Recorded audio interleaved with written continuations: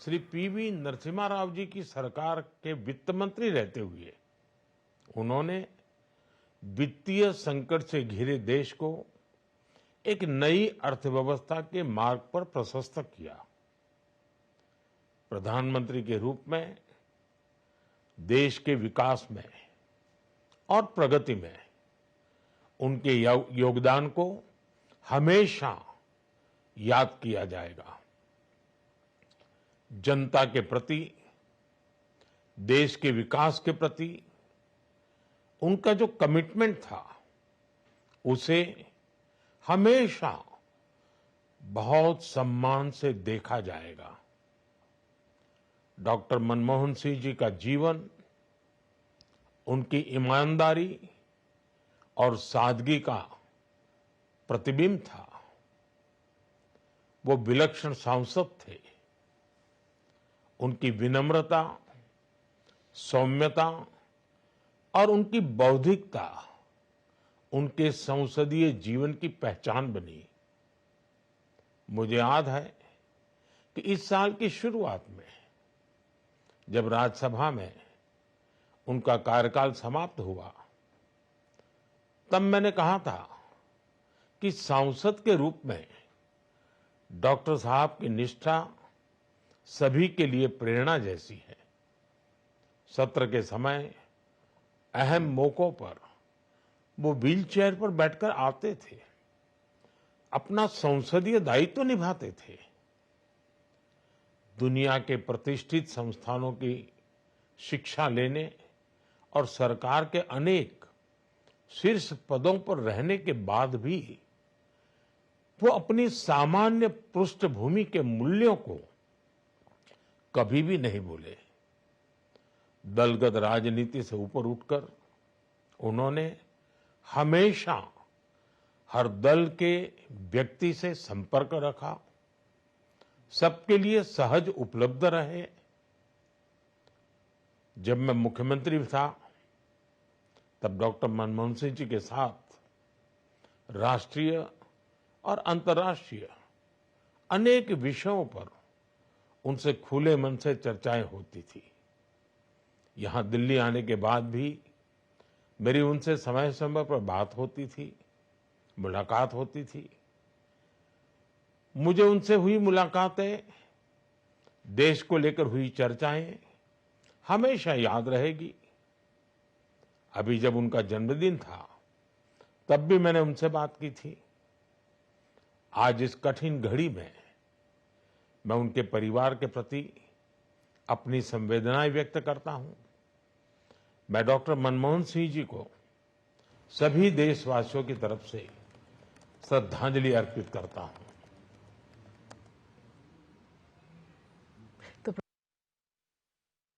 आपण बघितलं यावेळेस पंतप्रधान नरेंद्र मोदी यांनी माजी पंतप्रधान मनमोहन सिंग यांच्या संदर्भात काही महत्त्वाची विधानं केलेली आहेत, त्यांना आदरांजली वाहिलेली आहे।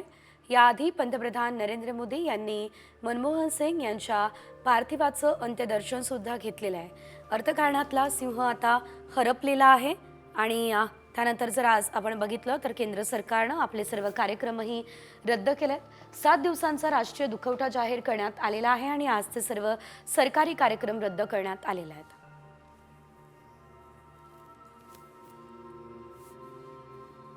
त्या दरम्यानचे आपण दृश्य पाहतोय ज्यावेळेस अमित शहा, जे.पी. नड्डा आणि पंतप्रधान नरेंद्र मोदी यांनी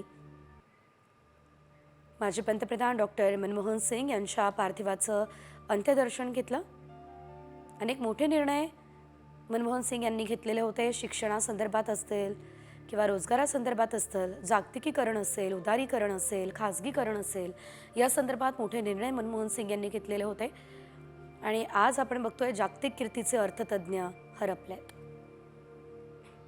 मनमोहन सिंग यांचं दुःखद निधन झालेलं आहे आणि या दुःखद निधनानंतर 7 दिवसाचा शासकीय दुखवटा जाहीर करण्यात आलेला आहे आणि आपल्या मंत्रालयाचा झेंडा देखील आहे तो अर्धवट केलेला पाहायला मिळतो। शासकीय दुखवटा म्हणून सर्व शासकीय कार्यालयाचे झेंडे आहेत ते अर्धवट करण्यात आलेले आहेत। साधारण 7 दिवसाचा हा दुखवटा आहे तो केंद्र सरकारने जाहीर केलेला आहे, त्यामुळे 7 दिवस झेंडा आहे तो अर्धवट राहणार आहे। त्यामुळे कुठेतरी एकच माजी पंतप्रधान मनमोहन सिंग यांना श्रद्धांजली म्हणून हा शासकीय दुखवटा जाहीर करण्यात आलेला आहे. व्हिडिओ जर्नलिस्ट राकेशसह गणेश कवडे, साम टीव्ही मराठी, मुंबई.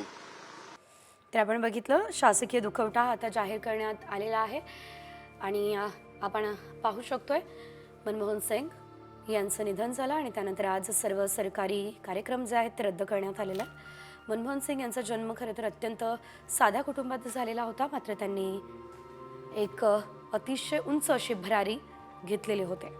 राज्याच्या राजकारणात देखील आणि देशाच्या राजकारणात सुद्धा मनमोहन सिंग यांचं योगदान अविस्मरणीय असणार आहे.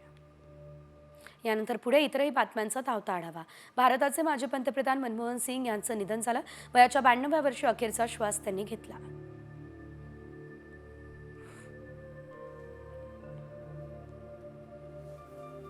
माजी पंतप्रधान डॉक्टर मनमोहन सिंग यांच्या निधनामुळे अवघ्या देशावर शोककळा पसरले. त्यांच्या निधनानंतर 7 दिवसांचा राष्ट्रीय दुखवटा जाहीर करण्यात आला.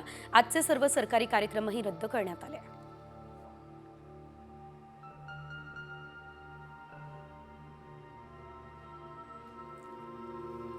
दरम्यान माजी पंतप्रधान डॉक्टर मनमोहन सिंग यांच्यावर शासकीय सन्मानाने अंत्यसंस्कार केले जातील.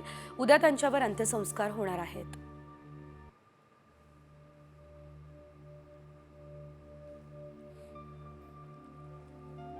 माजी पंतप्रधान मनमोहन सिंग यांच्या हस्ते नंदुरबार जिल्ह्यातील टेंभली गावात पहिलं आधार कार्ड देण्यात आलं होतं. मनमोहन सिंग यांच्या हस्ते एका महिलेला पहिलं आधार कार्ड दिलं गेलं. टेंभली गावात आदिवासी बांधवांनी त्यांचं स्वागत केलं. त्यांना आदिवासी बांधवांचे पारंपरिक चांदीचे दागिने भेट स्वरूपातही देण्यात आले. जेनेलिया देशमुख यांनी सुद्धा मनमोहन सिंह यांच्याविषयी भावना व्यक्त केल्यात. आपले माजी पंतप्रधान श्री मनमोहन सिंग यांच्या निधनाबद्दल ऐकून खूप दुःख झालं. एक राजकारणी, अर्थतज्ञ आणि सच्चा देशभक्त. तो देशासाठी सचोटी, शहाणपण आणि निस्वार्थ सेवेचा वारसा मागे सोडतो. त्यांच्या आत्म्याला शांती लाभो असं जेनेलिया म्हणाली.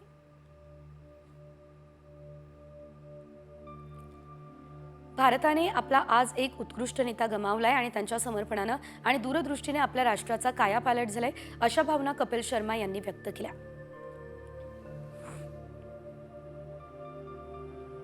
अभिनेता रितेश देशमुख यांनी विलासराव देशमुख यांच्यासोबतचा मनमोहन सिंग यांचा एक फोटो ट्विट केला. मनमोहन सिंग यांना श्रद्धांजली वाहिली. भारतातील एक उत्कृष्ट पंतप्रधान गमावला आणि त्याचे आम्ही नेहमी ऋणी राहू असं ट्विट त्यानं केलंय. सनी देओल यांनी सुद्धा आता मनमोहन सिंग यांच्याविषयी आपल्या भावना व्यक्त केल्या. भारताच्या अर्थशास्त्राला आकार देणारा हा दृष्टा नेता आपण गमावला, ही सनी यांनी श्रद्धांजली वाहिली.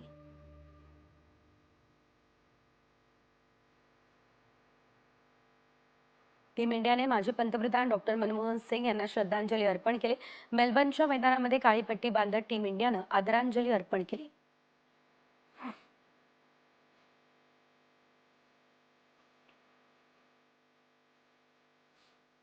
आणि आता रायगडमधून एक मोठी बातमी समोर येते, कारण मुंबई गोवा महामार्गावरती मोठ्या प्रमाणात वाहतूक कोंडी निर्माण झाली आहे. माणगाव बाजारपेठ ते खरवली फाट्या दरम्यान 4 किलोमीटर पर्यंतच्या रांबचराम रांगा लागलेल्या आहेत. कोकणात जाणारे पर्यटक वाहतूक कोंडीमध्ये अडकलेत. कोकणात जाणाऱ्या पर्यटकांच्या प्रवासामध्ये वाहतूक कोंडीचा अडथळा निर्माण झालेला आहे. एकंदरीत जर आपण बघितलं तर आता मुंबई गोवा महामार्गावरती ही वाहतूक कोंडी निर्माण झालेली आहे. सलग आलेल्या सुट्ट्या आणि अगदी नववर्षाचं स्वागत करण्यासाठी सुद्धा कोकणात मोठ्या संख्येने पर्यटक दाखल होताना दिसत आहे आणि तत्पूर्वी आता मात्र या सर्व पर्यटकांना वाहतूक कोंडीचा मोठा फटका सहन करावा लागतोय.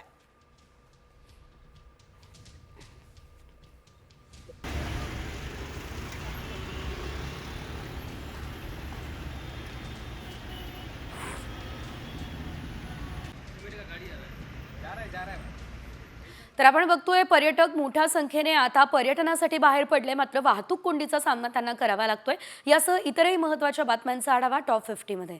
नाशिक शहरातील अनेक भागात शनिवारी पाणीबाणी होणार आहे.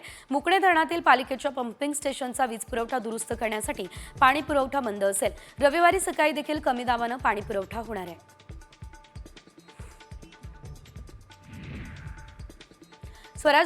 स्वराज्याची राजधानी असलेल्या किल्ले रायगडावर पर्यटकांनी गर्दी केली. या गर्दीमध्ये शालेय सहलीसाठी आलेल्या विद्यार्थ्यांची संख्या मोठी आहे. यावेळेस पाठ्यपुस्तकात शिकवला जाणारा रायगड किल्ला विद्यार्थ्यांना प्रत्यक्षात अनुभवता आलाय. बेकायदेशीरपणे भारतात प्रवेश केलेल्या बांगलादेशी नागरिकांविरोधात नवी मुंबई पोलिसांनी विशेष मोहीम राबवली। मागील 2 दिवसात तब्बल 15 बांगलादेशी नागरिकांना अटक झाली आहे। या बांगलादेशी नागरिकांकडून आधार कार्ड, पॅन कार्ड, मतदान कार्ड यासह त्यांचे मोबाईल फोन जप्त करण्यात आले।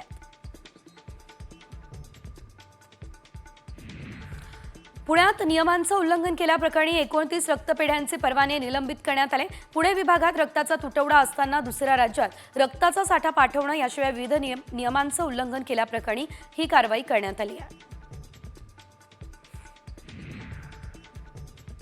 पुण्यात मिळकत कराची थकबाकी वसूल करण्यासाठी महापालिकेने सुरू केलेल्या मोहिमेमध्ये आतापर्यंत 2,500 मिळकतींना टाळे बसले। त्यापैकी सुमारे 2,000 मिळकतींचा लिलाव करून पैसे वसूल केले जाणार आहेत। डहाणूमधील आश्रमशाळांना जेवण पुरवणाऱ्या पिकअप गाडीचा अपघात झाला। डहाणू तालुक्यातील कासा सायवण रस्त्यावरील बापूगाव या ठिकाणी पिकअप गाडी उलटली आहे। या अपघातामुळे आश्रमशाळांना वेळेवर जेवण पुरवता आलेलं नाही, त्यामुळे रात्री उशिरानंतर आश्रमशाळेतील विद्यार्थ्यांवर उपाशी राहण्याची वेळ आली आहे। बारामतीमध्ये कारचा भीषण अपघात झाला। सुदैवाने यात कोणती जीवितहानी झालेली नाही, मात्र कारचं मोठ्या प्रमाणात नुकसान झालं।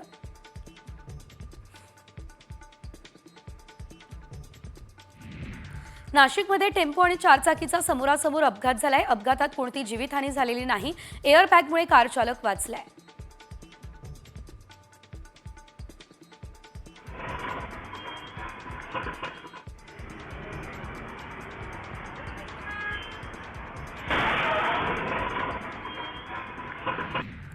डहाणूमधील आश्रमशाळांना जेवण पुरवणाऱ्या पिकअप गाडीचा अपघात झाला। डहाणू तालुक्यातील कासा सायवण रस्त्यावरील बापूगाव या ठिकाणची ही पिकअप गाडी उलटली।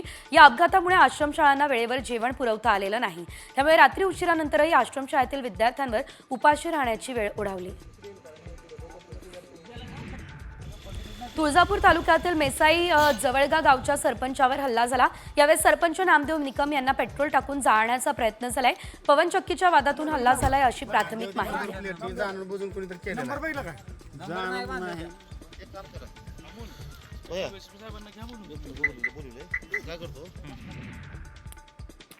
सतीश वाघ यांचं अपहरण करून त्यांची हत्या केल्यानंतर आरोपींनी भीमा नदीमध्ये हत्यारं टाकल्याचं समोर आलं। पोलिसांना सुगावा लागू नये म्हणून आरोपी नवनाथ गुरसाळे आणि त्याचा साथीदार आरोपी अतिश जाधव या दोघांनी मिळून हे कृत्य केलं।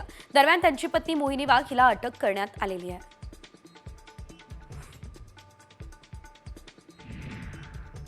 पुण्यात सोन्या चांदीचे दागिने चोरणाऱ्या 2 महिलांना पोलिसांनी सापळा रचत अटक केली। बस स्थानकातील गर्दीचा फायदा घेत या महिला प्रवाशांकडील दागिने चोरायच्या। दुर्गा उपाध्याय आणि लक्ष्मी सकट अशी या चोरट्या महिलांची नावं आहेत।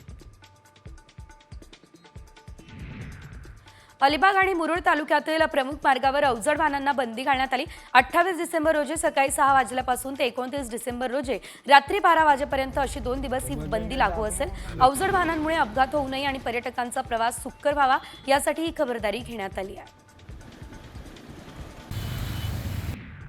पालघरच्या बस आगारामध्ये सध्या नादुरुस्त बसची संख्या वाढली। या नादुरुस्त बस रस्त्यात बंद पडताय, त्यामुळे प्रवासी आणि विद्यार्थ्यांचे मात्र मोठे हाल होत आहे। जिल्ह्यातील 8 आगारांमधील सगळ्या बसेसची तपासणी करावी ही मागणी सुद्धा सध्या केली जाते आहे।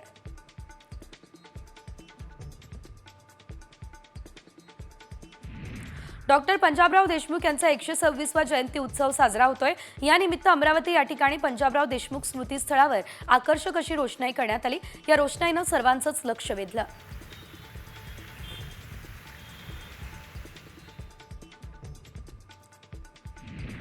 बारामतीमधील निमगाव केतकी या ठिकाणी सुवर्णयुग गणरायाच्या यात्रेची सांगता मोठ्या उत्साहात झाली आहे। ही यात्रा 3 दिवस भरवली जाते। यावेळेस गावातील रस्त्याच्या दुतर्फा आकर्षक अशी विद्युत रोषणाई करण्यात आली।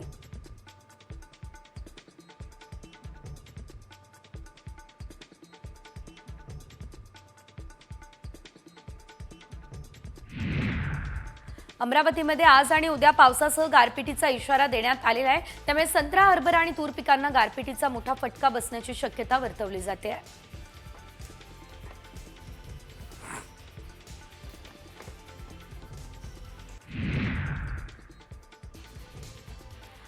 जालना जिल्ह्यामध्ये आज आणि उद्या हवामान खात्याकडून येलो अलर्ट जारी झालाय, त्यामुळे जिल्ह्यात तुरळक ठिकाणी विजेच्या कडकडाटासह सोसाट्याचा वारा आणि हलक्या ते मध्यम स्वरूपाच्या पावसाची शक्यता वर्तवली जाते आहे।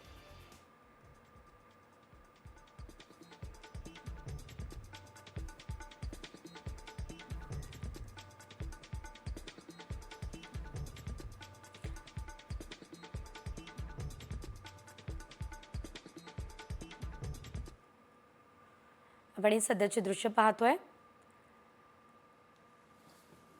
डॉक्टर मनमोहन सिंग यांचं दुःखद निधन झालं आणि त्यानंतर आता त्यांचं पार्थिव अंत्यदर्शनासाठी ठेवण्यात आलेलं आहे. तर त्यांच्या पार्थिवाचं अंत्यदर्शन घेण्यासाठी आता राहुल गांधी हे स्वतःसुद्धा या ठिकाणी दाखल झालेले आहेत. सध्या जर आपण बघितलं तर उद्या शासकीय इतमामात मनमोहन सिंग यांच्यावर अंत्यसंस्कार केले जातील. मात्र आज त्यांचं पार्थिव अंत्यदर्शनासाठी ठेवण्यात आलेलं आहे. मनमोहन सिंग यांची मुलगी आज रात्री अमेरिकेतून भारतामध्ये दाखल होणार आहे आणि त्यानंतर उद्या साधारणतः 8 ते 10 या वेळेमध्ये सकाळी मनमोहन सिंग यांच्या पार्थिवावर अंत्यसंस्कार होतील. संपूर्ण देशात 7 दिवसांचा राष्ट्रीय दुखवटा जाहीर करण्यात आलेला आहे. माजी पंतप्रधान डॉक्टर मनमोहन सिंग यांचं दुःखद निधन झालं. वाजपेयी यांच्यासारखीच अंत्यसंस्कारासाठी जागा खरं तर काँग्रेसने मागितलेली आहे. मनमोहन सिंग यांच्यावरती ज्या ठिकाणी सर्व पंतप्रधानांवरती अंत्यसंस्कार केले जातात त्याच ठिकाणी अंत्यसंस्कार केले जाणार आहे. अर्थकारणातला सिंह खरं तर हरपलेला आहे. राजघाटावरती हे अंत्यसंस्कार होतील अशी माहिती सध्या मिळते. अत्यंत साध्या कुटुंबामध्ये मनमोहन सिंग यांचा जन्म झालेला होता. त्यांना स्वतःचं शिक्षण घेण्यासाठी देखील मोठा संघर्ष करावा लागला होता. मात्र त्यानंतर त्यांनी जे योगदान देशासाठी दिलं ते अविस्मरणीय आहे आणि त्यांनी दिलेलं योगदान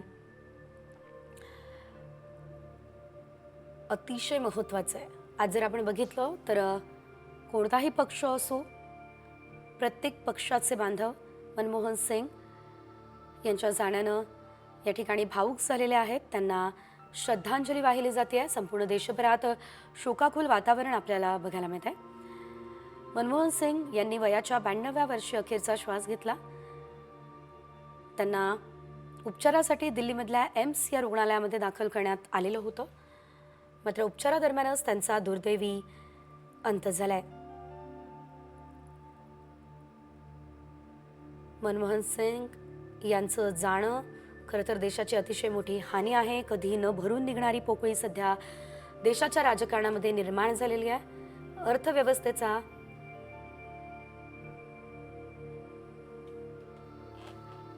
आपण बघतोय अर्थकारणातला सिंह आता हरपलेला आहे.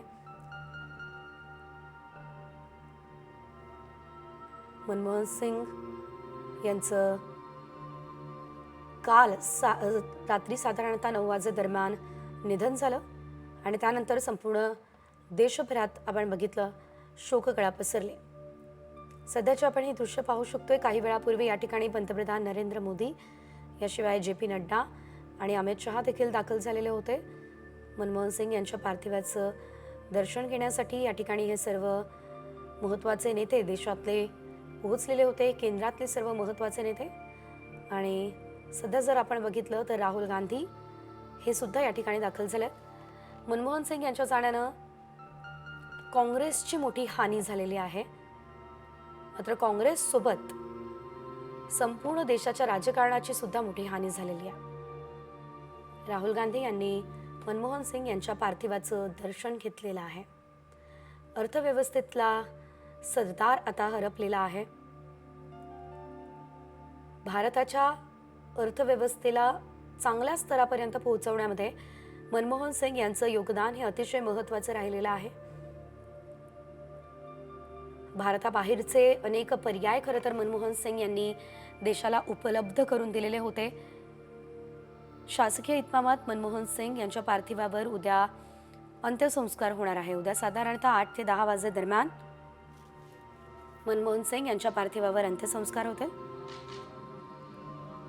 वाणिज्य आणि उद्योग मंत्रालयाचे सल्लागार, भारतीय रिझर्व्ह बँकेचे गव्हर्नर, नियोजन आयोगाचे प्रमुख, केंद्रीय अर्थमंत्री आणि नंतर पंतप्रधान अशी विविध महत्त्वाची पदं मनमोहन सिंग यांनी भूषवली आणि आपल्या कारकिर्दीची क्षितिज त्यांनी विस्तारलेली आहेत. काँग्रेसप्रणित UPA आघाडीला 10 वर्षांपूर्वी अनपेक्षित असं यश मिळालेलं होतं. तेव्हा तितक्याच अनपेक्षितपणे डॉक्टर मनमोहन सिंग यांच्या गळ्यात पंतप्रधान पदाची माळ पडली होती. मात्र एक यशस्वी पंतप्रधान अशी मनमोहन सिंग यांची ओळख नेहमीच राहिली आहे, कारण 2004 ते 2014 असा साधारणतः 10 वर्षांचा काळ मनमोहन सिंग यांनी पंतप्रधान पद अतिशय उत्कृष्टरित्या सांभाळलंय. अनेक महत्त्वाचे आणि मोठे निर्णय सुद्धा मनमोहन सिंग यांनी घेतले.